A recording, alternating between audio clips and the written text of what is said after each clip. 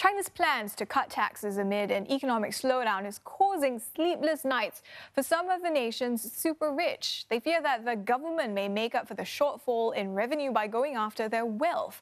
As the new tax regime means that authorities will be paying closer attention to assets and investment holdings abroad.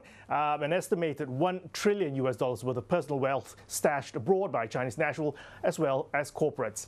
Tax authorities sharpening their scrutiny of these high net worth individuals. Under the new rules, owners of offshore companies will now not only have to pay taxes on dividends that they receive, but also face levies of as much as 20% on corporate profits. Now, they used to pay as little as nothing. Of course, this will trigger, or is expected to trigger, a flood of rich families seeking refuge overseas via overseas trusts, which often shield them from having to pay any taxes.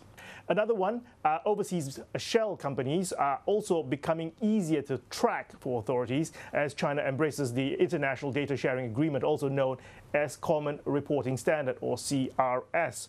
Now, since January 1st as well, the government will be taxing global income from all holders of hukou household registrations. That's the most widely used form of identifying a Chinese national, now regardless of whether they have any additional nationalities. It used to be that the rich could avoid paying taxes on overseas earnings by acquiring a foreign passport or a green card. Tycoons transferring assets to relatives or third parties could also be subject to taxation, and that's depending on how strictly China enforces these rules on gifts, and levies could be as high as 20%.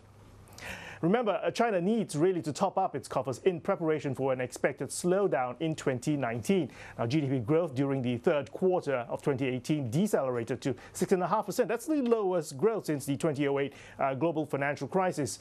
Q4 expected to come in below 6.5%. Chinese officials, meantime, have made it clear through a series of top meetings as well as official statements that their top priority this year, stabilized growth, which analysts means all policy tools are on the table, including monetary easing and fiscal spending. Now, that means mainly cuts to the bank's reserve requirement ratio, the cash that banks are required to keep on hold for security. China has already moved to boost fiscal spending, of course, allowing local governments to raise debt through special bonds, and of course pledged a series of tax cuts for companies and individuals. Now, all these steps are aimed at boosting investment and consumption. The fiscal tap, though, isn't likely to be turned on anytime soon for fear of bad debts destabilizing the economy.